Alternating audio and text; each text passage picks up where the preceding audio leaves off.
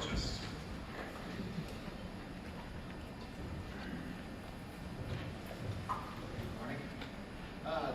The article I wrote began with efforts to determine the origin of this character, Vampirella. Her true story had been kind of subject to some controversy over the years because there's been, anybody that's read the series from the early days back in the 60s knows there's been a lot of contradictions and attempts at revisionism. I wanted to go back and see if I could, using some of the same methods that Chuck talked about, go back and try and find the truth behind this character. And I kept running into a dead end until Lynn here gave me some information that I had not been aware of, and that's where I began my search. The next slide here. The quest for Vampirella's origins takes us actually back to 19th century Spain, and what proved to be one of the most dangerous and unusual exploits of the mass adventure we all know today as Zorro. As explained by one of our fellow writers in another essay in the book, Don Diego de la Vega had traveled to Spain in the year 1809 with his fiancée. She had taken ill a few years previously, and she'd been brought back to the ancestral home for a lengthy period of convalescence. And it was during this period that Zorro had the occasion to encounter Dracula.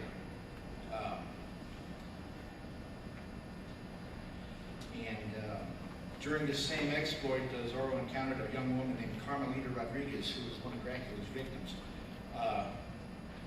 Zorro managed to help Carmelita break free of Dracula's hold on her, but didn't know that even though he had helped break free of that hold, she had still been transformed into a vampire herself.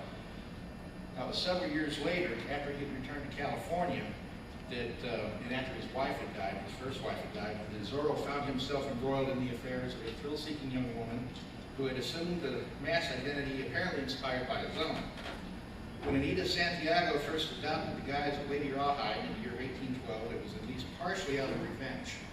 She had blamed Zorro for horrendous injuries suffered by her brother, but upon encountering Zorro while in her Lady Rawhide identity, she found herself torn between her desire for revenge and her sudden attraction to Zorro. This is all told in one of the Topps Comics miniseries on Zorro that they did a few years back. Lady Rawhide eventually became an ally of Zorro and went on to have a brief career of her own, but we know now that the career was cut short by, this occurred in 1814 when Lady Rawhide became involved in an escapade that pitted her against a crew of cutthroat pirates off the California coast. As following a particularly fierce battle on board their ship, she had been injured, she was bleeding near death. She encountered Carmelita Rodriguez, who had been a passenger on this ship. After years of struggling to overcome her own vampire urges, Carmelita gave up trying to resist further and actually fed upon Lady Rawhide's blood. This encounter actually served to sort of revitalize Lady Rawhide to an extent. And when last seen, she was rushing off to rejoin the battle. However, the conclusion of this tale was never told.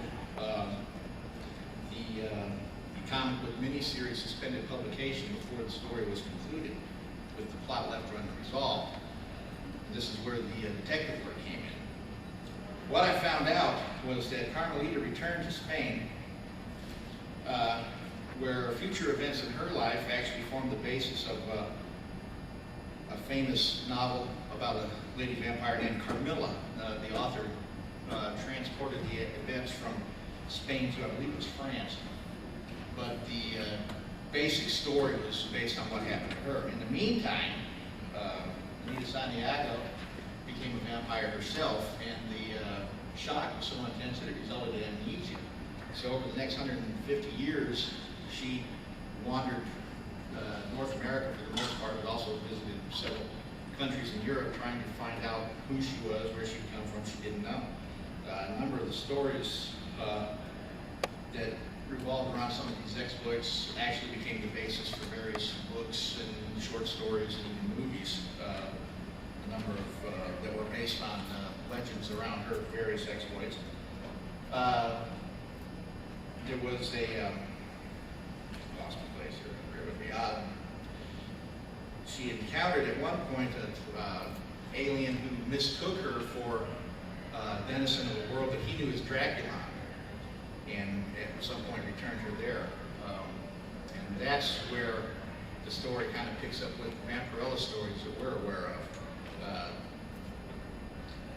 After she was transported to Dracula, under circumstances which we still don't know fully, she returned to Earth and made a name for herself in Hollywood, of all places. She actually became the host of one of those old late-night horror movie programs that seemed to be in proliferation all over the country during the 50s and 60s and even into the 70s.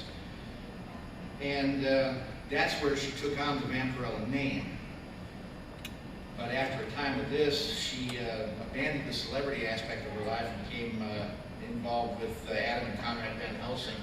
And that's where the adventures that we're aware of through the Vampirella comics began. And at one point, she even encountered Dracula himself. Now, from this point, her life as Vampirella pretty much followed more or less as has been detailed in various comics and other stories over the years. Like I said, they were, and as Chuck said earlier, they're fictionalized versions, obviously, of what actually happened. They tend to take a lot of artistic liberties with this stuff. But at one point during her wandering, she even met a woman who had adopted the same guise as Catwoman that had been created by Selina Kyle over half a century before. I haven't been able to substantiate this, but my belief is that the Catwoman that Vampirella encountered was actually a descendant of Bruce Wayne and Princess Nefertari of Memnon, who met in a adventure that also involved Tarzan back in 1935. And I believe that this Catwoman was actually a descendant of this individual. So that's where my story is brought. Obviously, it's in a little bit more detail in the book.